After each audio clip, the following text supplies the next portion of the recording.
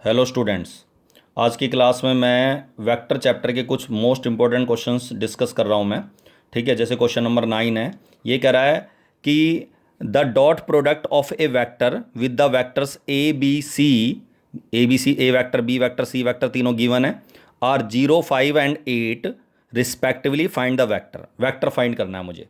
तो हमें वेक्टर जो वेक्टर फाइंड करना है उसको मैंने डी वेक्टर लेट कर लिया। ये तीनों वेक्टर गिवन है मुझे, A vector B vector C vector, D vector let कर लिया जी। A I cap plus B J cap plus C K cap, या इसको लेट कर सकते हो आप X I cap plus Y J cap plus Z K cap. X Y Z में ले लो चाहे ए बी सी में ले लो, मर्जी है तुम्हारी। अब हमें गिवन है कि डी वेक्टर की ए वेक्टर के साथ डॉट प्रोडक्ट जीरो है। ठीक है, डॉट क्यों ये कह रहा है द डॉट प्रोडक्ट जो है इन तीनों की 0 5 8 है। तो डी डॉट ए 0 दे रखा है, डी डॉट बी वैक्टर 0 5 है और डी डॉट सी वैक्टर 8 के बराबर है। और तुम सबको पता है डॉट आई 1 होता है। जब मैं डी वैक्टर के साथ ए वैक्टर की डॉट करूंगा तो आई डॉट आई 1 हो गया तो ए बच गया। इसी तरह जे डॉट जे 1 हो गया तो बी बच गया। के डॉट के 1 होता है तो माइनस का 3 सी, दैट इज इक्वल टू 0। इसी तरह इस वैक्टर की बी वैक्टर के साथ डॉट करेंगे तो आई डॉट आई 1 हो गया तो ए 3 बी और -2 C, that is equal to 5, given है 5। और सी वेक्टर के साथ डॉट करेंगे तो 2 ए आएगा, आई डॉट आई 1 हो जाता है। इसी तरह जे डॉट जे 1 हो जाता है तो बी बचेगा, और इससे के डॉट के 1 होता है तो 4 सी बचेगा। तो ये आ जाएगा ये आ गया जी आपका 2 A plus B plus 4 C is equal to 8। Clear है यहाँ तक? तीनों वेक्टर हमें तीन इक्वेशन निकाल ली हमने ए बी सी की। तीनों को सोल्व कर लो। पहली दो इक्वेशन को लेके मैंने दोनों ए का जो कॉफिशिएंट है मैच हो रहा है ऑलरेडी, तो मैंने ए को माइनस कर दिया, इन दोनों इक्वेशन को माइनस करा तो नई इक्वेशन आ गई बी और सी में। ठीक है, उसके बाद मैंने फर्स्ट और थर्ड को ले लिया, फर्स्ट और सेकंड और थर्ड को ले लिया। ठीक है, सेकंड इक्वेशन और थर्ड इक्वेशन को ले लिया। तो सेकंड का जो कॉफिशिएंट मैच कर मुझे ए का कॉफिशिएंट मैच करना है तो सेकंड में 2 है यहाँ, तो इसको 2 से मल्टीप्लाई कर दिया मैंने। इसको सेकंड इक्वेशन को 2 से मल्टीप्लाई करें तो आ जाएगा 2a 6b 4c is equal to 10। और थर्ड इक्वेशन को इसमें से माइनस करेंगे तो 2a कैंसिल हो जाएगा तो यहाँ जाएगा 5b minus 8c equal to 2। उसके बाद हमने देखा ये बी सी की इक्वेशन है, ये भी बी और सी वाली इक्वेशन है। इन दोनों इक्वेशन को फिर मैंने कॉफिशिएंट मैंने देखा सी, यहाँ सी के साथ कॉफिशिएंट सी का कॉफिशिएंट 8 है और यहाँ सी का 1 है, तो इसको 8 से मल्टीप्लाई करा मैंने, आ जाएगा 16b 8 से मल्टीप्लाई करेंगे तो 40, और यहाँ जाएगा 5b minus 8c is equal to 2। Minus करेंगे, इसको ऐड करना है क्योंकि कॉफिशिएंट अलग अलग है दोनों, प्लस का माइनस का है। तो ये आ जाएगा 21b इक्वल टू 42, तो b की वैल्यू आ जाएगी 2। b की वैल्यू मैंने इसमें रख दो, किसी एक में रख दो, यहाँ रख दो b की जगह 2। तो 2 2 जा 4 plus c that is equal to 5। तो सी की वैल्यू आ गई 5 माइनस 4 इज़ 1। सी की वैल्यू 1 आ गई तो फर्स्ट इक्वेशन रख दो आप इसमें। ए की वैल्यू फाइंड हो जाएगी तो बी की वैल्यू तो 2 है और सी की जगह 1 रख दो, तो 2 माइनस 3 माइनस 1 और 1 ऐड हो जाएगा, प्लस हो जाएगा। तो उसके बाद ये जो ए बी सी की तीन वैल्यू इस डी वैक्टर में पुट कर दो। तो आई कैप ए 1 है, बी की वैल्यू 2 है तो 2 जे कैप आ जाएगा, और सी की वैल्यू 1 है तो के कैप। ये आपका आंसर आ गया। ईजी क्वेश्चन है। तो डॉट प्रोडक्ट दे रखी थी, हमें उस वेक्टर को फाइंड करना था जिसकी dot product a b c के साथ 0 5 और 8 थी। ठीक है, इसके बाद ये क्वेश्चन देखो जी, क्वेश्चन नंबर 11 है। कह रहा है ये अल्फा वेक्टर दे रखा है, बीटा वेक्टर दे रखा है। क्वेश्चन ये है कि बीटा वेक्टर को दो वेक्टर में तोड़ना है, बीटा 1 प्लस बीटा 2। इस फॉर्म में हमें इसको तोड़ना है। बीटा 1 इसके दो टुकड़े करने हैं, एक बीटा 1 एक बीटा 2। तो इसको मतलब बीटा वेक्टर को एक्सप्रेस करना है मुझे बीटा 1 प्लस बीटा 2 में। ठीक है, वेयर बीटा 1 जो बीटा 1 वेक्टर है वो अल्फा वेक्टर के साथ क्या है, अल्फा वेक्टर के साथ पैरेलल है, और यही बीटा 2 जो वेक्टर है वो अल्फा के साथ परपेंडिकुलर है। मतलब इन बीटा 1 बीटा 2 में से एक वेक्टर बीटा 1 इसके साथ पैरेलल है अल्फा के साथ, और बीटा 2 अल्फा वेक्टर के साथ परपेंडिकुलर है। तो इसमें हमें बीटा 1 बीटा 2 फाइंड करने हैं। तो पहली कंडीशन तो ये है कि बीटा 1 वेक्टर जो है पैरेलल अल्फा के साथ। और मैंने आपको बता रखा है दो वेक्टर पैरेलल तब होते हैं जब एक वेक्टर दूसरे का लैम्डा टाइम्स होता है, प्रोपोर्शनल होते हैं। मैंने आपको पहले कंडीशन लिखवाई हुई है कि अगर ए वेक्टर पैरेलल है वेक्टर बी के साथ तो ए वेक्टर दूसरे वेक्टर का लैम्डा टाइम्स होगा। ये मैं पहले बता चुका हूँ, पैरेलल और कोलिनियर। ठीक है, तो lambda is equal to lambda times हो गया। अल्फा वेक्टर ये है हमारा, इसको लैम्डा से मल्टीप्लाई करेंगे, आ जाएगा 3 लैम्डा आई कैप माइनस लैम्डा जे कैप। ये बीटा 1 वेक्टर आ गया। अब बीटा 2 वेक्टर जो निकलेगा ना परपेंडिकुलर से नहीं निकलता, परपेंडिकुलर की कंडीशन से नहीं निकलेगा। तो बीटा 2 वेक्टर इस रिलेशन से निकलेगा। हमें पता है beta vector beta 1 plus beta 2 है, तो बीटा 2 किसके बराबर हो जाएगा, beta 1 minus beta minus beta 1। तो बीटा वेक्टर हमारा ये है 2 आई कैप प्लस जे कैप माइनस 3 के कैप। इसमें से ये जो 3 लैम्डा आई कैप माइनस लैम्डा जे कैप है बीटा 1 वेक्टर, ये माइनस कर दो, माइनस करेंगे तो ये माइनस हो जाएगा प्लस हो जाएगा। इनको आई कैप को इकट्ठा करेंगे तो आ जाएगा 2 माइनस 3 लैम्डा और जे वाली वैल्यू को इकट्ठा कर 1 प्लस लैम्डा जे और -3 के कैप ऐसा कैसा। अब ये जो β2 वेक्टर हमने फाइंड करा है ये परपेंडिकुलर है अल्फा के साथ, गिवन है।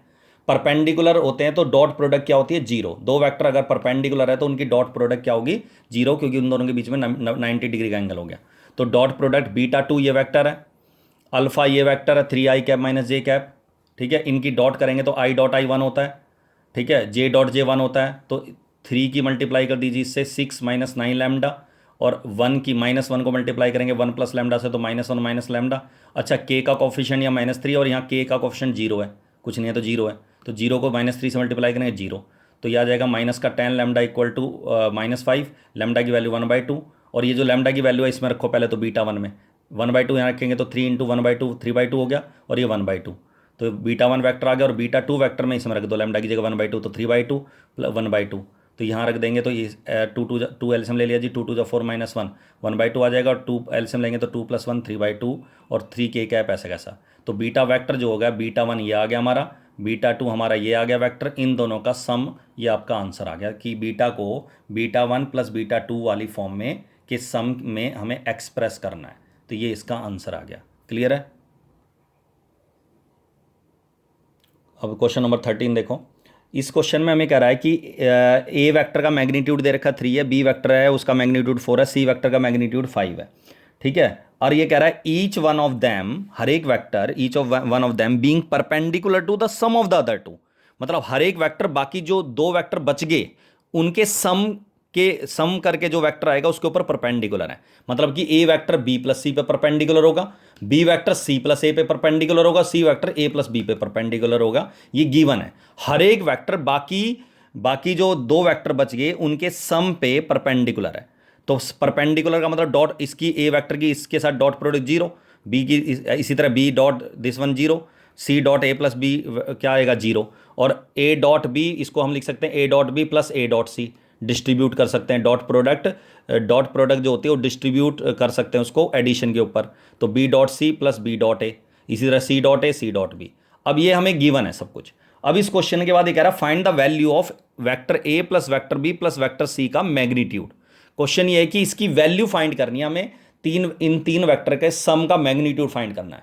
किसी भी क्वेश्चन में दो वेक्टर या तीन वेक्टर का सम दे रखा हो या डिफरेंस दे रखा हो, उसका मैग्नीट्यूड फाइंड करना हो तो उसका स्क्वायर लेंगे। क्यों? क्योंकि ये फॉर्मूला होता है कि ए डॉट ए अगर सेम वेक्टर को डॉट करता हो तो मैग्नीट्यूड ऑफ ए का स्क्वायर होता है। इसका मतलब ये हो गया कि किसी भी वेक्टर का मैग्नीट्यूड का स्क्वायर अगर है तो उसको मैं ए डॉट ए लिख सकता हूं। तो इसी तरह ये इस वेक्टर पूरे वेक्टर का मैग्नीट्यूड का स्क्वायर है तो इसको मैं दो बार डॉट लिख सकता हूं, मैग्नीट्यूड नहीं लिखना है यहां, क्योंकि दोनों वेक्टर की ए डॉट ए के बराबर हो जाएगा। ये दो इस वेक्टर की ए प्लस बी प्लस सी करके जो वेक्टर आया उसकी डॉट दोबारा उसके खुद के साथ ही दो बार डॉट लिख देंगे। अब ए डॉट, अब इनको डॉट करो, ए डॉट ए, अभी बताया ए डॉट ए क्या होता है, मैग्नीट्यूड ऑफ ए का स्क्वायर। ए डॉट बी लिखेंगे, शो करेंगे ऐसी, ए डॉट ए को डी सी के साथ भी डॉट करेंगे, ए डॉट सी। इसी तरह बी डॉट ए और बी डॉट बी क्या हो जाएगा, मैग्नीट्यूड ऑफ बी का स्क्वायर, बी डॉट सी लिखेंगे। इसी तरह सी डॉट ए, सी डॉट बी, सी डॉट सी हो जाएगा मैग्नीट्यूड ऑफ सी का स्क्वायर। जो मैग्नीट्यूड के स्क्वायर है तीनों के वो तो शुरुआत में लिख दे, ए का मैग्नीट्यूड का स्क्वायर, बी के मैग्नीट्यूड का स्क्वायर, सी के मैग्नीट्यूड का स्क्वायर, ठीक है। और ए डॉट बी के साथ ए डॉट सी लिख दिया, बी डॉट ए और बी डॉट सी इकट्ठा कर दिया, बी डॉट सी ये रहा और बी डॉट ए ये रहा प्लस में। इसी तरह सी डॉट ए सी डॉट बी इकट्ठा कर दिया। इन तीनों का मैग्नीट्यूड हमें दे रखा है, ए का मैग्नीट्यूड 3 है तो 3 का स्क्वायर करेंगे तो ये आ जाएगा 9, बी वेक्टर का 16 आ जाएगा, 16 25, और इसकी वैल्यू 0 हमें गिवन है ये रही। B dot C B dot a 0 है, सी डॉट ए तो ये वाला ब्रैकेट 0 है, ये वाला ब्रैकेट भी 0 हो गया, ये भी 0 हो गया, सी डॉट ए सी डॉट बी भी 0 है तो 0 हो गए। तो इन तीनों का सम 50 आ गया। स्क्वायर था, स्टार्ट स्क्वायर से करना है याद रखना। अब लास्ट में इसका स्क्वायर रूट लेंगे तो रूट 50 आ जाएगा, और प्लस माइनस नहीं लिखना क्योंकि कभी भी मैग्नीट्यूड जो है नेगेटिव नहीं होता। तो 50 का रूट क्या आ जाएगा जी 25 5√2। आई बात में आता है 50 का मतलब क्या हो गया 25 × 2, 25 का स्क्वायर रूट 5 हो गया 5√2, ये आपका आंसर आ जाएगा। ठीक है, तो कभी भी दो या तीन वेक्टर का सम दे रखा हो और उसका मैग्नीट्यूड फाइंड करना हो तो स्टार्टिंग जो करेंगे उस स्क्वायर से करेंगे। क्लियर है। और देखो क्वेश्चन नंबर 15 में कह रहा है कि a b c b 3 vector such that vector a plus vector b plus vector c बराबर 0 वेक्टर। ए का मैग्नीट्यूड दे रखा 3, बी का मैग्नीट्यूड 5, सी का मैग्नीट्यूड 7 है। Find the angle between vector a and vector b. तो ये vector a and vector b के बीच का एंगल फाइंड करना है। तो इस क्वेश्चन को दो तरीके से कर सकते हैं, उनमें से एक तरीका मैं ये समझा रहा हूं मैं। Vector a plus vector b plus vector c का जो मैग्नीट्यूड का सम है वो 0 वेक्टर के बराबर दे रखा है। ओ सॉरी, तीनों वेक्टर का जो सम है वो 0 वेक्टर के बराबर दे रखा है। तो इन तीनों का मैग्नीट्यूड अगर आप लोगे तो 0 वेक्टर का मैग्नीट्यूड के बराबर हो गया, और 0 वेक्टर का जो मैग्नीट्यूड होता है वो होता है 0। क्लियर है यहाँ तक? अब मैं ये क्वेश्चन बिल्कुल प्रीवियस की तरह बन गया। पहला जो क्वेश्चन मैंने अभी बताया था कि 3 वेक्टर के सम का मैग्नीट्यूड आ गया, तो मैग्नीट्यूड कभी आ जाए तो स्केयर लेंगे, तो स्केयरिंग बोथ साइड्स, 0 का स्क्वायर 0 ही हो गया। और स्केयर लेने का फायदा ये होगा कि इसको 2 बार डॉट लिख दूंगा मैं, 2 बार डॉट करके। और डॉट कैसे करते हैं, ए dot A magnitude of A का स्क्वायर, वही A dot B, A dot C, B dot A, B dot B हो जाएगा मैग्नीट्यूड ऑफ बी का square, B dot C dot A, C dot B, C dot C magnitude of C का square हो जाएगा। इन तीनों magnitude जो ए b c के तीनों के मैग्नीट्यूड के स्क्वायर हैं वो इकट्ठे लिख दिए। और ए डॉट बी और बी डॉट ए बराबर होता है, तुम्हें पता होना चाहिए, dot product is commutative. A dot b dot a बराबर होता है, तो ए डॉट बी और ये बी डॉट ए ट्वाइस हो जाएगा, twice of a dot b. इसी तरह बी डॉट सी और c dot b twice of b dot c हो गया। और सी डॉट ए और ए डॉट सी को सी डॉट ए लिख दूंगा मैं, या ए डॉट सी लिख दो, ट्वाइस हो जाएगा ये भी, तो ट्वाइस मैंने बाहर लिख दिया। अब हम मुझे इन तीनों का मैग्नीट्यूड दे रखा है, ए का मैग्नीट्यूड दे रखा है हमें 3 है, तो 3 का स्क्वायर 9 हो जाएगा। 5 मैग्नीट्यूड ऑफ बी दे रखा 5 का स्क्वायर 25, 7 दे रखा 7 का स्क्वायर 49। अब एक क्वेश्चन में इससे पहले वाला जो क्वेश्चन है वो कह रहा है find the value of this, a dot b, b dot c, c dot a की वैल्यू निकालो। तो अगर इसकी वैल्यू निकालने तो बहुत आसान है, ये इन तीनों की वैल्यू रखने के बाद ये माइनस हो जाएंगी इधर और 2 से डिवाइड कर देंगे। सिंपल क्वेश्चन है, लेकिन इस क्वेश्चन में ए बी के बीच का एंगल निकालना है। तो एंगल जिन दो वेक्टर के बी सी के बीच का एंगल निकलवाए, या सी ए के या ए बी के, तो जिन दो वेक्टर के बीच का एंगल निकालना है उसमें डॉट वाला फॉर्मूला लगा दो, ए का मैग्नीट्यूड बी का मैग्नीट्यूड इंटू कॉस थीटा। और इन दोनों में से इस सी डॉट ए, इस बी डॉट सी को मैं सी डॉट बी लिख सकता हूं। मैंने आपको बताया था डॉट प्रोडक्ट कम्यूटेटिव होते, तो सी डॉट बी, तो सी डॉट बी में से सी वेक्टर कॉमन आ गया, तो बी प्लस ए बच गया, सी डॉट बी प्लस ए। क्लियर है? इन तीनों का सम आ जाएगा 83। ए का मैग्नीट्यूड बी का, ए का मैग्नीट्यूड 3 है, बी का मैग्नीट्यूड 5 है, तो 15 हो गया, 15 कॉस थीटा। और ये आ जाएगा आपका बी प्लस ए, क्योंकि आपको पता है तीनों वेक्टर का सम जीरो वेक्टर के बराबर है, 0 वेक्टर के बराबर है। तो इसका मतलब बी प्लस सी वेक्टर जो होगा, या ए प्लस बी वेक्टर आ जाएगा माइनस सी वेक्टर। और सी डॉट सी आप सबको पता है मैग्नीट्यूड ऑफ सी का स्क्वायर हो जाएगा। और ये जो 2 था, 2 इससे मल्टीप्लाई कर 15 से, और 2 इससे मल्टीप्लाई होगा, यहाँ भी 2 आएगा। 83 प्लस का था, माइनस कर दिया। तो इसके बाद सी का मैग्नीट्यूड 7 है, तो 7 का स्क्वायर 49 हो गया, 49 इंटू 2 98 प्लस हो जाएगा 98, 83 में प्लस करेंगे 15, 30 से डिवाइड करेंगे 1/2, और थीटा बराबर कॉस इनवर्स 1/2, और 1/2 की कॉस इनवर्स 1/2 की वैल्यू क्या होती है, कब होती है, π/3 पे 60 डिग्री पर। ठीक है, तो ये आपका एंगल आ गया। तो अगर एंगल फाइंड करना है तो ऐसे करेंगे लास्ट तक, लेकिन अगर क्वेश्चन में आ जाए कि find the value of a dot b, b dot c, c dot a, तो बस इसकी वैल्यू निकाल लेंगे, इन तीनों को जोड़ के माइनस कर देंगे और 2 से डिवाइड कर देंगे, सिंपल क्वेश्चन हो जाएंगे।